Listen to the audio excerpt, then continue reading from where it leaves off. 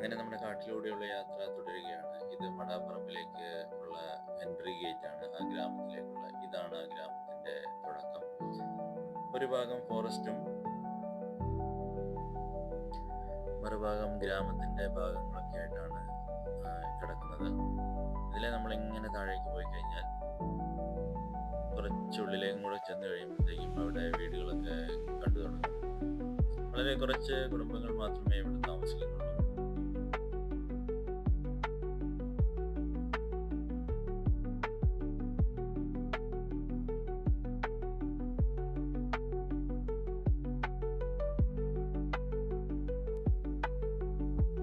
ഇത് അവിടുത്തെ ഒരു കൃഷി സ്ഥലമാണ്. അവിടെ ഇവിടെയൊക്കെ ആയിട്ട് ഓരോരോ വീടുകളൊക്കെ നമുക്ക് കാണാം.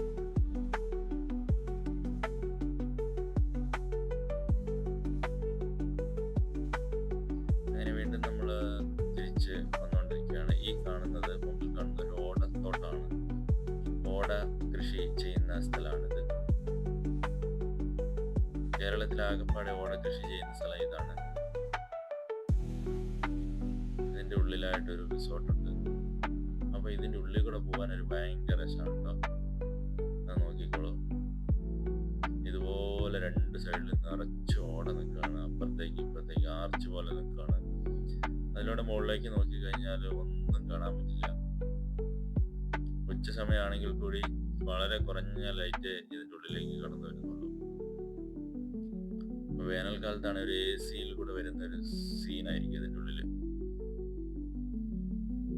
ഫോട്ടോ ഒക്കെ എടുക്കാൻ അടിപൊളി ഒരു സ്പോട്ടാണിത്. ഇത്രയും മനോഹരമായ ഒരു സ്ഥലം കേരളത്തിൽ എവിടെയും കിട്ടില്ല നിങ്ങൾക്ക്.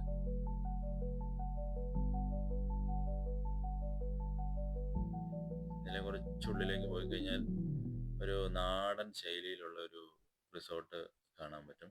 ഒരു പഴയ വീട് മോഡിഫൈ ചെയ്തൊരു റിസോർട്ടാക്കി മാറ്റിയിരിക്കുന്നതാണ്.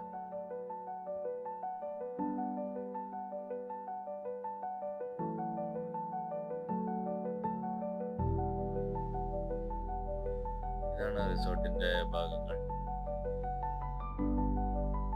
ഈ വീഡിയോ ഇഷ്ടപ്പെട്ടാൽ ലൈക്ക് ചെയ്യുക, കമന്റ് ചെയ്യുക. ഇതിന്റെ ബാക്കി തിരിച്ചു പോകുന്ന വീഡിയോയുമായിട്ട് ഇനി തൊട്ടടുത്ത ദിവസം തന്നെ അപ്ലോഡ് ചെയ്യാം. അപ്പോൾ എല്ലാവരും വീഡിയോ കണ്ട് ആസ്വദിക്കുക, ഇവിടെ വന്ന് എൻജോയ് ചെയ്യുക. വേനൽക്കാലത്ത് അടിപൊളി സ്ഥലമാണ്. മഴക്കാലത്താണ് ഇച്ചിരി ചെളിയൊക്കെ